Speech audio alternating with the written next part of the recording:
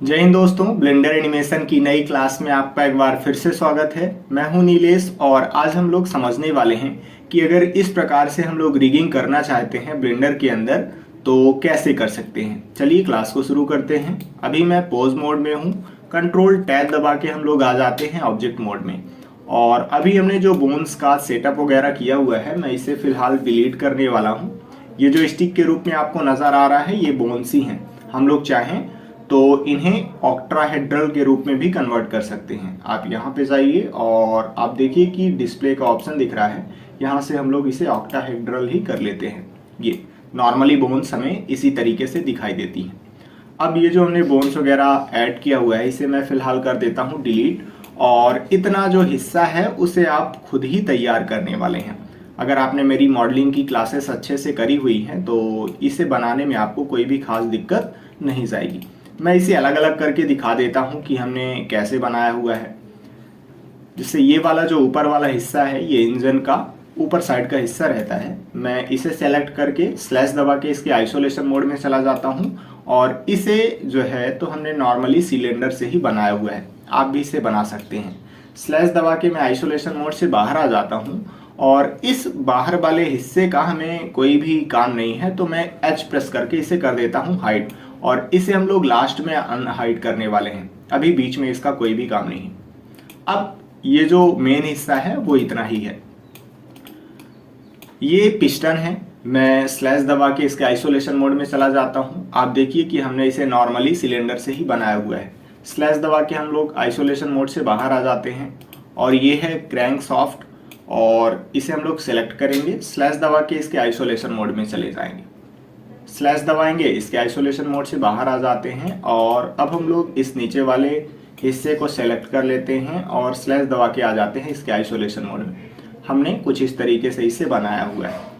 आपको ये ध्यान रखना है कि ये वाली जो रॉड है वो सेंटर पे नहीं है, ठीक है। सेंटर ये कहलाया, सेंटर से थोड़ा सा ऊपर है ये वाली रॉड। स्लैश दबा के इसके आइसोलेशन मोड से बाहर आ जाते हैं और आपको ये वाला जो मॉडल है उसे खुद ही क्रिएट कर लेना है। उसके बाद हम लोग रिगिंग करने वाले हैं। तो फिलहाल अभी आप यहाँ पे क्लास को स्टॉप कर दीजिए और फिर ये मॉडल तैयार करने के बाद आप आगे क्लास को कंटिन्यू कर सकते हैं। अब हम लोग सबसे पहले तो यहाँ पे बोन्स वगैरह ऐड करने वाले हैं। कितनी बोन हमें चाहिए तो वो देख लेते हैं। एक बोन हम लोग इसके लिए ऐड करेंगे, एक बोन इसके लिए ऐड करेंगे और एक बोन इसके लिए ऐड करेंगे। साथ ही साथ हम लोग एक बोन और ऐड करने वाले हैं जो कि स्ट्रेच होने वाली है, ठीक है। चलिए तो शुरू करते हैं। सबसे पहले तो मैं 3D कर्सर को यहाँ पे ला लेता हूँ। इसे सेलेक्ट करेंगे और टैब दबा के चले जाते हैं इसके एडिट मोड में। 3 प्रेस करके फेस सिलेक्शन मोड में जाएंगे और इस ऊपर वाले फेस को सेलेक्ट कर लेते हैं। शिफ्ट यस प्रेस करेंगे और कर्सर टू सेलेक्टेड पे क्लिक करना है तो 3D कर्सर यहाँ पे आ जाएगा। टैब दबा के हम लोग आ जाते हैं ऑब्जेक्ट मोड में और अभी मैं मटेरियल प्रीव्यू मोड में हूँ तो यहाँ से मैं सॉलिड मोड में चला जाता हूँ। अब हमें यहाँ पे एक बोन ऐड करनी है। शिफ्ट ए प्रेस करेंगे और मैं ऐड कर लेता हूँ एक बोन। ये आर्मेचर पे जाएंगे और सिंगल बोन को ऐड कर लेते हैं। ये सिंगल बोन ऐड हो चुकी है। टैब दबा के हम लोग चले जाते हैं इसके एडिट मोड में और 1 प्रेस करके फ्रंट व्यू में आएंगे। अब आपको ऑलरेडी पता है कि 3D कर्सर के पास ही हमारी ये बोन ऐड हुई है। मैं इस ऊपर वाले हिस्से को सेलेक्ट कर लेता हूँ और GZ प्रेस करके हम लोग इसे नीचे साइड कर देते हैं मूव। ये हमने इसे नीचे साइड मूव कर दिया, लेकिन जो बोन्स है वो अभी हमें नज़र नहीं आ रही है। तो सबसे पहले हम लोग यहाँ पे जाएंगे इस डाटा प्रॉपर्टी में और यहाँ पे हम लोग इन फ्रंट का जो ऑप्शन है उसे चालू कर देते हैं तो ये बोन हमें सामने से भी दिखने लगेगी। अब हम लोग 3D कर्सर को यहाँ पे लाने वाले हैं तो टैब दबा के मैं वापस आ जाता हूँ ऑब्जेक्ट मोड में। इस क्रैंक सॉफ्ट को सेलेक्ट करेंगे और टैब दबा के चले जाते हैं इसके एडिट मोड में। अब हमें इसका ऊपर वाला हिस्सा दिखाई नहीं दे रहा है तो मैं स्लैश दबा के आ जाता हूँ इसके आइसोलेशन मोड में और यहाँ पे ये जो सेंटर वाली एज है मैं इसे सेलेक्ट कर लेता हूँ। शिफ्ट यस प्रेस करेंगे और कर्सर टू सेलेक्टेड पे क्लिक करना है तो 3D कर्सर यहाँ पे आ जाएगा। स्लैश दबा के हम लोग आ जाते हैं आइसोलेशन मोड से बाहर और टैब दबा के हम लोग आ जाते हैं ऑब्जेक्ट मोड में। अब हम लोग बोन को सेलेक्ट करेंगे और टैब दबा के चले जाते हैं इसके एडिट मोड में। अब हम ये चाहते हैं कि ये वाला जो टिल है वो इस 3D कर्सर के पास आ जाए। अभी थोड़ा सा ऊपर नीचे है तो शिफ्ट यस प्रेस करेंगे और सिलेक्शन टू कर्सर पे क्लिक करना है, तो ये वाला जो टेल का हिस्सा है वो इस 3D कर्सर के पास आ जाएगा। अब हम एक और बोन ऐड करने वाले हैं यहाँ पे और उसे नीचे तक करने वाले हैं ग्रैब। तो शिफ्ट ए प्रेस करेंगे, ये देखिए एक नई बोन ऐड हो गई है और मैं GZ प्रेस करके इसे कर देता हूँ नीचे साइड मूव। ये अब हमें इसे यहाँ पे लाना है, तो सबसे पहले तो 3D कर्सर को लाएंगे, टैब दबा के वापस चले जाते हैं ऑब्जेक्ट मोड में, इसको फिर से सेलेक्ट करेंगे और टैब दबा के चले जाएंगे इसके एडिट मोड में। स्लैश दबाएंगे तो हम लोग आ जाते हैं आइसोलेशन मोड में और अब हम लोग अच्छे से यहाँ पे सेलेक्ट कर सकते हैं। 3 प्रेस करके फिर सिलेक्शन मोड में जाएंगे और 2 बार लेफ्ट क्लिक करके ये पूरा का पूरा जो फेस लूप है इसे सेलेक्ट कर लेते हैं। शिफ्ट यस प्रेस करेंगे और कर्सर टू सिलेक्टेड पे हमें क्लिक करना है। टैब दबा के हम लोग आ जाते हैं वापस ऑब्जेक्ट मोड में और स्लैश दबाएंगे तो आइसोलेशन मोड से बाहर आ जाते हैं। अब हम लोग बोन को सिलेक्ट करेंगे और टैब दबा के चले जाएंगे इसके एडिट मोड में। इस टेल को सेलेक्ट करेंगे और शिफ्ट यस प्रेस करके हमें सिलेक्शन टू कर्सर पे क्लिक करना है, तो ये जो टेल है वो 3D कर्सर के पास आ जाएगा। अब हमें एक और बोन ऐड करनी है और उस बोन को इसके सेंटर तक यहाँ पे रखना है। तो पहले तो नम पीरियड प्रेस करके मैं पास में चला जाता हूँ, 1 प्रेस करके हम लोग फ्रंट व्यू में आ जाते हैं। शिफ्ट ए प्रेस करेंगे तो देखिए एक नई बोन ऐड हो गई है और अभी मैं ऑल्ट जेड प्रेस करके एक्सरे मोड में चला जाता हूँ। अब हम लोग इसे इधर साइड मूव करने वाले हैं, तो इस टेल को सेलेक्ट करेंगे और GZ प्रेस करके मैं कर लेता हूँ इधर साइड मूव। ये अब इसे मैं सेंटर पे रखने वाला हूँ, तो सबसे पहले तो हम लोग शिफ्ट C प्रेस करेंगे तो ये जो 3D कर्सर है वो सेंटर पे आ जाएगा। ये 3D कर्सर हमारा सेंटर पे आ चुका है। अब इस टेल को सेलेक्ट करेंगे और शिफ्ट यस प्रेस करके सिलेक्शन टू कर्सर हम लोग कर देंगे, तो ये वाला जो सिलेक्शन है वो कर्सर के पास आ जाएगा। ऑल्ट जेड प्रेस करके हम लोग एक्सरे मोड से बाहर आ जाते हैं।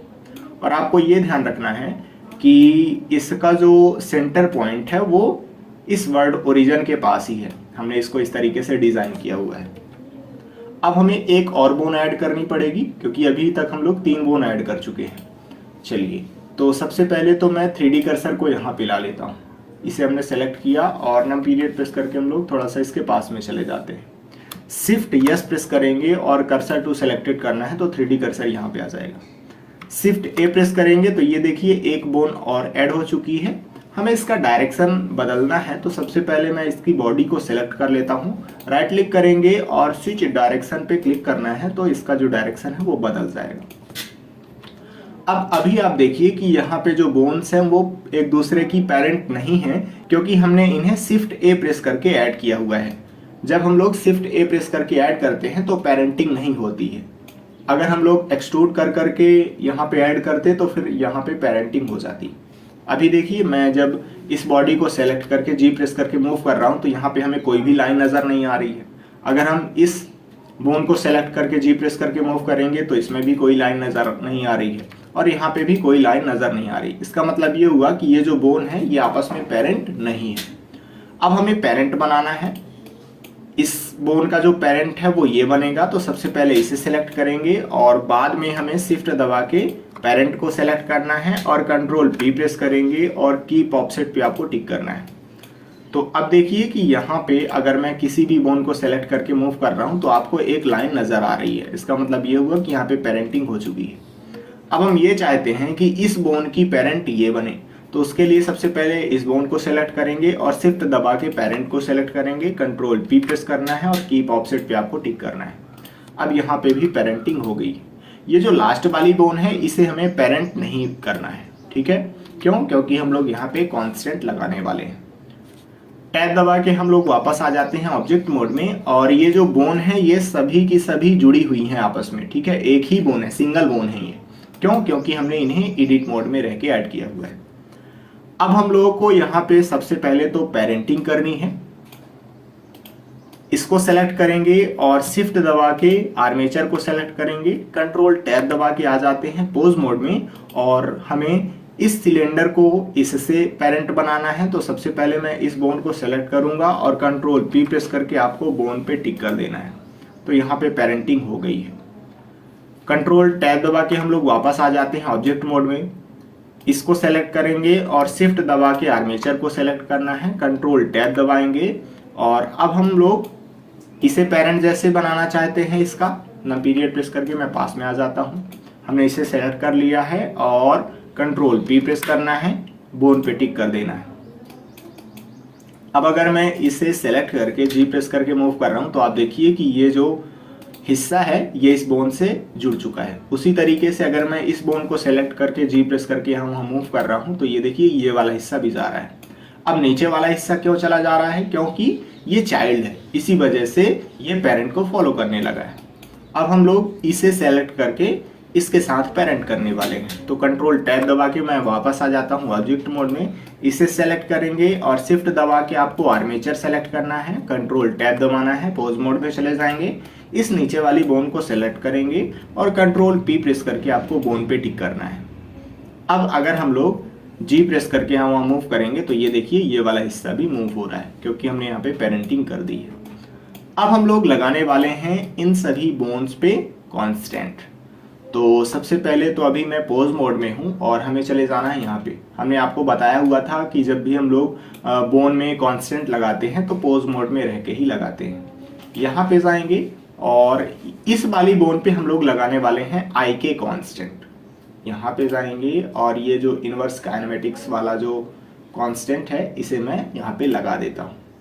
टारगेट में हमें आर्मेचर सेलेक्ट करना है, पिकर की सहायता से हम लोग आर्मेचर सेलेक्ट कर लेते हैं। ये हमने आर्मेचर सेलेक्ट कर लिया और यहाँ पे जो बोन का ऑप्शन है उसमें हम लोग ये वाली जो बोन है उसे सेलेक्ट करने वाले हैं। सबसे पहले इसे सेलेक्ट करके इसका नाम देख लेते हैं। हमने इसे सेलेक्ट किया और इसका नाम है bone.002।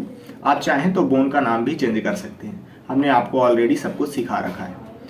इसका नाम फिलहाल अभी bone.002 है, तो इसे सेलेक्ट करेंगे जिसमें कांस्टेंट लगा हुआ है और यहाँ से मैं bone.002 वाली जो बोन है उसे मैं सेलेक्ट कर लेता हूँ जी।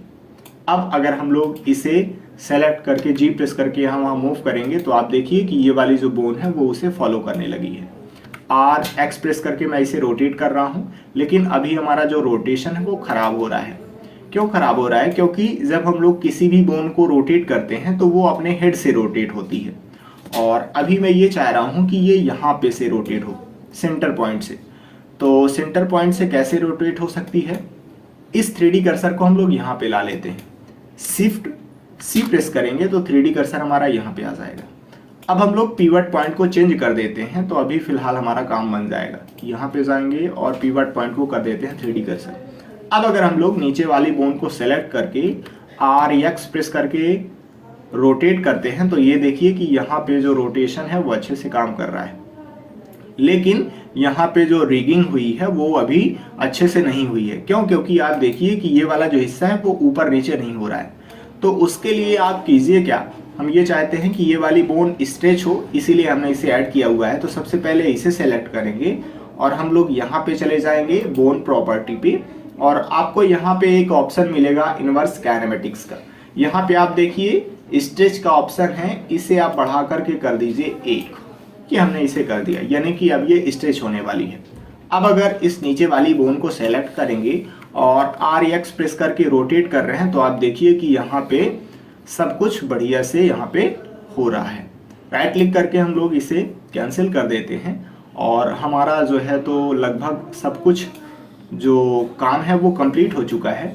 अब हम लोग थोड़ा सा यहाँ पे और सुधार करते हैं। सुधार हमें ये करना है कि जब हम लोग इतना ही बनाएंगे तब तो कोई दिक्कत नहीं है, लेकिन हमें जब फाइनल वीडियो बनानी है, 3D एनिमेशन वीडियो हम लोग बनाएंगे, तो पिवट पॉइंट तब लफड़ा करेगा, यानी कि हमें पिवट पॉइंट को यहाँ पे सही करना पड़ेगा।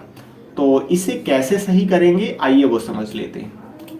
मैं कंट्रोल टैब दबा के वापस आ जाता हूँ ऑब्जेक्ट मोड में और हम लोग एक और नई बोन ऐड कर लेते हैं, लेकिन जो हम लोग बोन ऐड करेंगे वो इस बोन के एडिट मोड में रह के ही ऐड करने वाले हैं। तो बोन को सेलेक्ट करेंगे और टैब दबा के चले जाते हैं इसके एडिट मोड में, 1 प्रेस करके फ्रंट व्यू में आ जाते हैं और हमने जो नीचे वाली बोन ऐड किया हुआ है मैं इसका डुप्लीकेट कर लेता हूँ, या फिर आप चाहें तो शिफ्ट A प्रेस करके ऐड भी कर सकते हैं।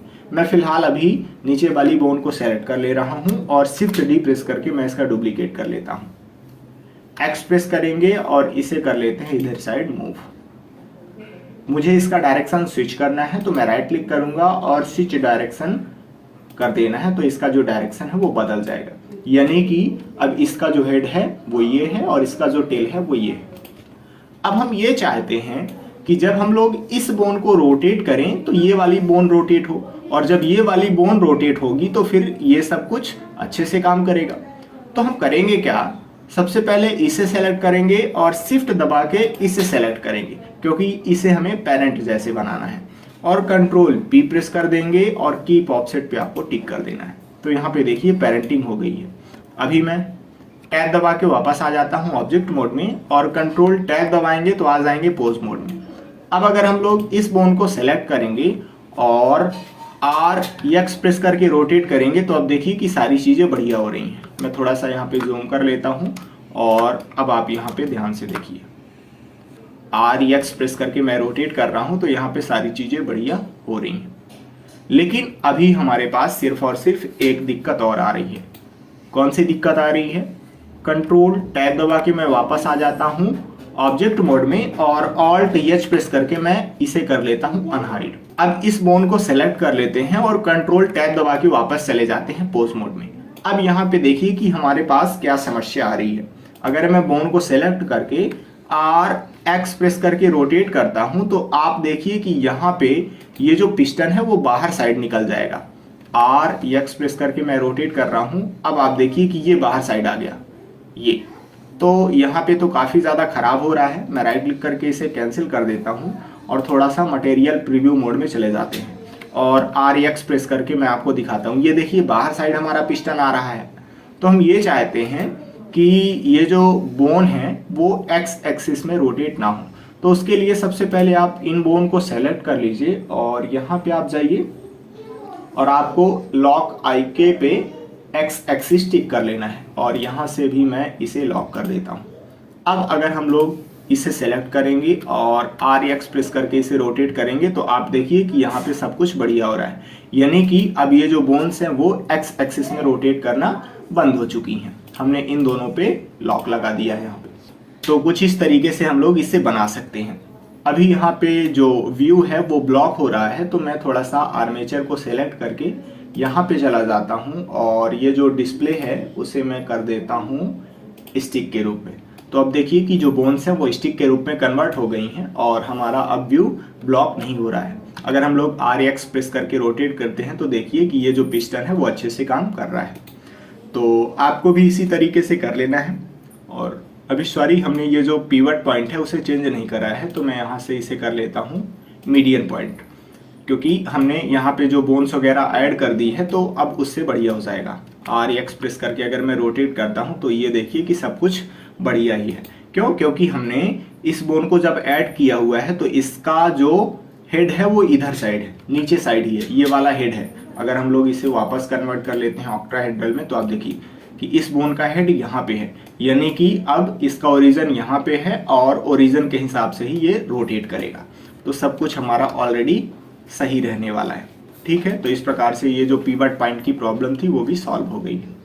तो चलिए अब हम लोग नेक्स्ट क्लास में मिलते हैं, और नेक्स्ट क्लास जो रहेगी वो हमारे रिगिंग मॉड्यूल की सबसे लास्ट क्लास रहने वाली है। ठीक है, जिसमें हम लोग कस्टम प्रॉपर्टीज के बारे में सीखेंगे और उसके बाद फिर हम लोग नेक्स्ट मॉड्यूल शुरू करेंगे जो कि रहेगा एनिमेशन वाला। तो नेक्स्ट क्लास में मिलते हैं। जय हिंद।